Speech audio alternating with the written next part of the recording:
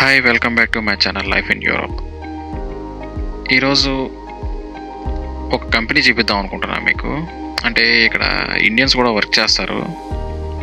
అంటే మా ఫ్రెండ్ కూడా నాకు తెలిసిన ఒక అతను ఇక్కడ వర్క్ చేస్తున్నాడు. సరే ఒకసారి కంపెనీ చూద్దురా అని చెప్పేసి అంటే మేము షూట్ చేద్దామని చెప్పేసి ఇట్లా కంపెనీకి వచ్చాము. అంటే బేసిక్గా ఎలా ఉండదు అవుటర్స్.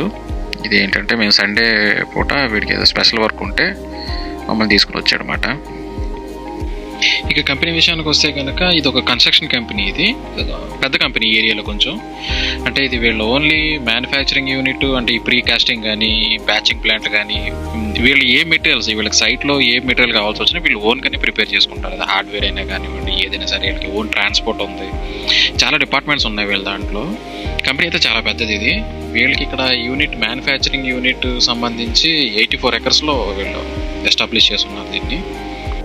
ఇప్పుడు నేను మీకు చూపించే డిపార్ట్మెంట్ వచ్చేసి ఇది ప్రీ కాస్టింగ్ డిపార్ట్మెంట్. ఇది అంటే ఇది వీళ్ళు ఎట్లా అంటే ఇక్కడే తయారు చేసేస్తారు వీళ్ళు. ఇప్పుడు స్లాబ్ కానీ లేకపోతే ఏమన్నా కాలమ్స్ కానీ మినీ బేస్మెంట్ సంబంధించిన బీమ్స్ కానీ ఇక్కడే వీళ్ళు ముందుగానే తయారు చేసేస్తారు. వీళ్ళు తయారు చేసేసి అక్కడికి వెళ్ళి ఇన్స్టాల్ చేసేస్తారు అంతే. ఇప్పుడు ఆ డిపార్ట్మెంట్ ఇది మీకు చూపించేది. ఇప్పుడు నేను మీకు లోపలికి తీసుకెళ్తున్నాను. ఇప్పుడు ఈ ట్రాక్స్ ఉన్నాయి కదా, మీకు రైల్వే ట్రాక్స్ మాదిరి కనిపిస్తున్నాయి కదా, ఇవేంటంటే బ్యాచింగ్ ప్లాంట్ నుంచి వచ్చిన కాంక్రీట్ మిక్స్ ఉంటుంది కదా, ఆ కాంక్రీట్ మిక్స్ ఇది లోపల నుంచి బయటికి వచ్చే ట్రాక్ ఏరియా ఇది. బేసిక్గా ఏదైనా సరే బయటే చేస్తారు వీళ్ళు, ఏ పని అయినా సరే. కానీ యూరోప్లో స్నో ఎక్కువ పడుతూ ఉంటుంది కదా, దాని గురించి స్నో పడే టైంలో వచ్చేసి లోపల చేసుకుంటారు అన్నమాట. ఇది లోపల చేసే ఏరియా అన్నమాట.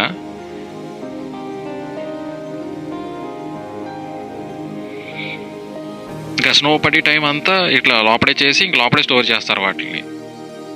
అవి ఈ ఆ చివరి వరకు ఇది మీకు ఒకటే చూపిస్తున్నాను. ఇట్లాంటి 4 షెడ్స్ ఉన్నాయి,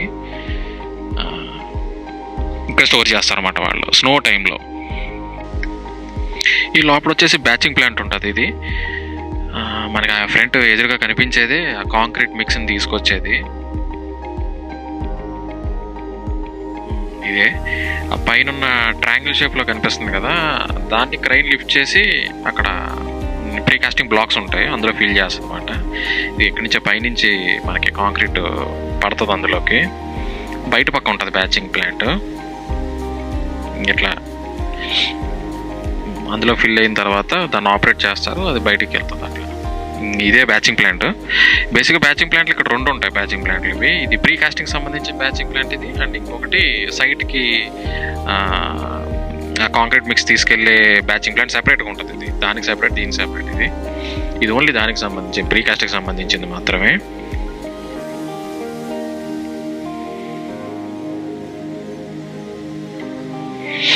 ఇక్కడ డోజర్లు అవి ఉంటాయి, డైరెక్ట్గా ఇంకా అందులోకి డంప్ చేసేస్తూ ఉంటాయి అన్నమాట. శాండ్ కానీ ఈ మెటల్ కానీ. ఇది వచ్చేసి దీని లోపల కన్వేయర్ బెల్ట్ ఉంటుంది. మనకి ఈ డోజర్ వచ్చేసి డోజ్ చేసే మెటీరియల్ అంతా కన్వేయర్ బెల్ట్ ద్వారా లోపలికి ప్లాంట్లోకి వెళ్ళిపోతూ ఉంటుంది. మనకి డోజింగ్ చేసేది ఇక్కడికే డోజ్ చేస్తుంది అన్నమాట. మీకు ఇక్కడ కనిపించేది ఈ లోపలే కన్వేయర్ బెల్ట్ ఉంటుంది, దీని ద్వారా మనకి లోపలికి వెళ్ళిపోతూ ఉంటుంది అన్నమాట. ఇదంతా డంప్ యార్డ్. ఇది వాడు డంప్ చేసుకుంటాక, ఇది వాడు శాండ్ కానీ ఈ మెటల్ కానీ అంతా డంప్ చేసుకునే ఏరియా. ఇది వచ్చేసి మనకి వీళ్ళు ప్రీ కాస్టింగ్ మీకు చూపించాను కదా ఇందాక, వీళ్ళు మెటీరియల్ తయారు చేసిన తర్వాత ఇది ఈ లెఫ్ట్లో మనకి దాన్ని స్టోర్ చేసుకుంటారు అనమాట. అది ఏ డిపార్ట్మెంట్ యూజ్ అయితే ఆ డిపార్ట్మెంట్ పంపించేస్తారు. ఈ మిషన్ ఏంటంటే ఇప్పుడు బేసిక్గా మనం ఫౌండేషన్ వేసిన తర్వాత మనం బేస్మెంట్ని హైట్ లేపుకుంటాం కదా. బేసిక్గా ఎట్లా అంటే ఇప్పుడు బ్రిక్ వర్క్ తోటి 2-3 feet మనం హైట్ లేపుతాం కదా. ఇది ఏంటంటే వీళ్ళు ఆ బ్రిక్ లేయింగ్ వర్క్ చేయరు. వీళ్ళు ఏంటంటే బేస్మెంట్ తర్వాత మనకి ఇది ఒక బీమ్ టైప్లో దీన్ని అసెంబుల్ చేసేస్తారు అక్కడ తీసుకెళ్ళి. అది ప్రిపేర్ చేసే మిషన్ మాట ఇది.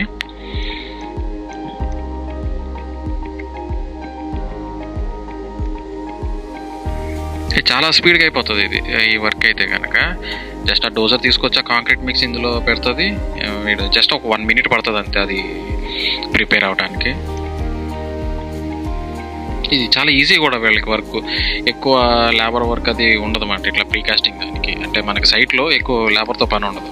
జస్ట్ ఒక ఇద్దరు సీనియర్ వర్కర్స్ ఉంటే అసెంబుల్ చేసేస్తారు అంతే వాటిని. అట్లా మీకు ఆ బ్లాక్ కనిపిస్తుంది కదా, సేమ్ అట్లాగే బ్రిక్ వర్క్ చేసే బదులు దీన్ని అక్కడ పెట్టేసి మనకి సెట్ చేసేస్తారు అంతే. ఇంకో విషయం వచ్చేసి ఈ కంపెనీలో వేకెన్సీస్ ఉన్నాయంట. అంటే మా ఫ్రెండ్ చెప్పాడు. అంటే ఎట్లా అంటే ఈ కంపెనీలో జాబ్ చేయాలంటే కనుక ఇంటర్నేషనల్ ఎక్స్పీరియన్స్ ఉండాలి. ఒకవేళ ఇంటర్నేషనల్ ఎక్స్పీరియన్స్ లేకపోయినా సరే వీళ్ళు తీసుకుంటారు, కానీ దాని తగ్గట్టుగానే పే చేస్తారనమాట. అంటే ఇప్పుడు ఇతను ఈ ప్రీకాస్టింగ్ చేస్తున్నప్పుడు చేసి అతను ఉన్నాడు కదా, ఇతనికి వచ్చేసి 80,000 మన ఇండియన్ కరెన్సీలో 80,000 వస్తుంది ఇతనికి. అదే ఒకవేళ ఫర్ ఎగ్జాంపుల్ ఇంటర్నేషనల్ ఎక్స్పీరియన్స్ లేకుండా ఈ వర్క్ అలవాటు ఉండి ఇండియాలో నుంచి ఇక్కడికి వచ్చేటట్టు ఉంటే కనుక 40,000 to 50,000 మధ్యలో పే చేస్తారు. ఒకవేళ ఏంటంటే ఇంటర్నేషనల్ ఎక్స్పీరియన్స్ ఉంటే కనుక సేమ్ ఇతనికి పే చేసి అంతే పే చేస్తారు అట్లా. ఇంకా మనకి ఇంకా బ్రిక్ వర్క్లో అంటే బ్రిక్స్ కూడా వీళ్ళు మ్యానుఫ్యాక్చరింగ్ చేస్తారు. అందులో ఉందంట వీళ్ళు హార్డ్వేర్ సెక్షన్ ఉంటుంది వీళ్ళది. అదే కాలమ్స్ అవి తయారు చేస్తారు కదా, అది వెల్డింగ్ డిపార్ట్మెంట్, కాలమ్ తయారు చేసే డిపార్ట్మెంట్, ఆ డిపార్ట్మెంట్లో కూడా వేకెన్సీస్ చాలా ఉన్నాయంట. ఒకవేళ ఎవరన్నా ఇంట్రెస్ట్ ఉంటే కనుక ట్రై చేయండి. ఇప్పుడు ఈయన చెప్పిన జాబ్స్ అన్నీ పార్ట్ టైం కాదు, ఇది ఫుల్ టైం చేయాల్సినవి ఇవి. అంటే అబ్రాడ్ వస్తే కనుక పార్ట్ టైమ్స్ దొరుకుతాయి. అంటే గ్యాస్ స్టేషన్లో, అంటే సర్వీస్ స్టేషన్స్లో, లేకపోతే బార్ అండ్ రెస్టారెంట్స్లో ఇట్లా ట్రై చేస్తారు కదా, ఇది ఆ టైప్లో కాదు. ఇది అవి పార్ట్ టైమ్స్ కింద వస్తాయి, ఇదేమో ఫుల్ టైం వర్క్ చేయాలి. అంటే నేను చెప్పే పాయింట్ ఏంటంటే గ్యాస్ స్టేషన్లోని రెస్టారెంట్స్లో చేసుకునే కన్నా ఇందులో చేసుకుంటే ఎక్స్పీరియన్స్ వస్తుంది. అండ్ సివిల్ డిపార్ట్మెంట్లో వాళ్ళకి చేసుకుంటే కనుక ఫ్యూచర్లో వాళ్ళకి ఈ ఎక్స్పీరియన్స్ మనం పెట్టుకొని మనం ఇంకా బెటర్ కంపెనీ కానీ ఇంకా మంచి పే చేసే కంపెనీస్ కానీ లేకపోతే వేరే కంట్రీకి వెళ్ళినా సరే ఇది ఉపయోగపడుతుంది కదా, అట్లా ఆ పాయింట్ ఆఫ్ వ్యూలో.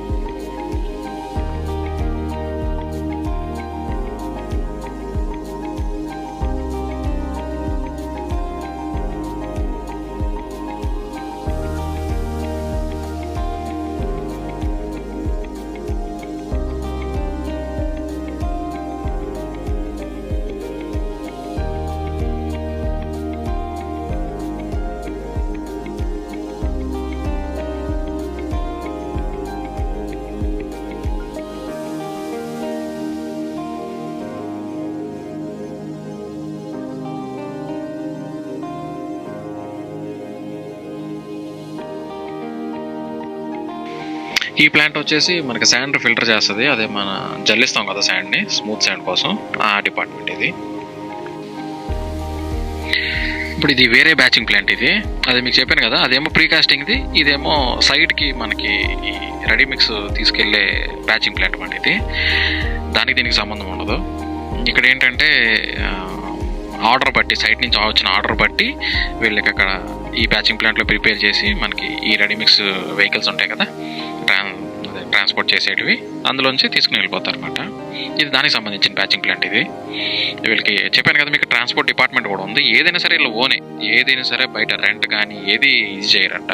ఏదైనా సరే సిమెంట్ తెచ్చేది కానీ అండ్ ఈ రెడీమిక్స్ వెహికల్స్ కానీ ఇవన్నీ వీళ్ళు ఓనే ఉన్నాయంట వీళ్ళకి.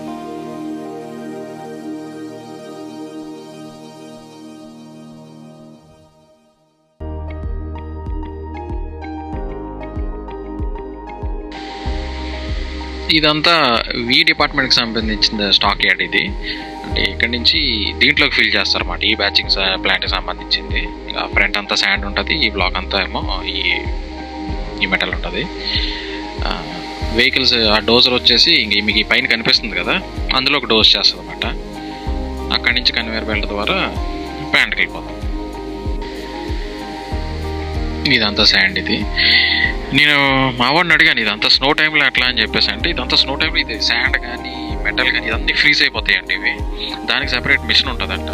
అదేంటంటే జస్ట్ వైబ్రేట్ చేస్తుంది అక్కడికి వచ్చి, ఆ స్నో గట్టిగా హార్డ్ అయిపోయిందంతా మనకి లూజ్ అయిపోయిందంతా మళ్ళీ డోజర్ స్నో పక్కకు సెపరేట్ చేసి ఈ శాండ్ని తీసుకుని వెళ్ళి డంప్ చేస్తుందంట.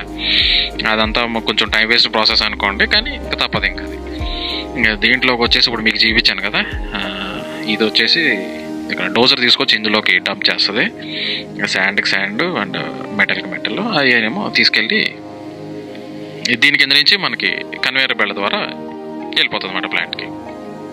ఇక ఈ కంపెనీలో ఇంకా వేరే వేరే డిపార్ట్మెంట్స్ ఉన్నాయని చెప్పాను కదా, ఇంకా అవి కూడా చూపిస్తాను మీకు నెక్స్ట్ కమింగ్ వీడియోస్లో. ఛానల్ని లైక్ చేయండి, షేర్ చేయండి, సబ్స్క్రైబ్ చేయండి.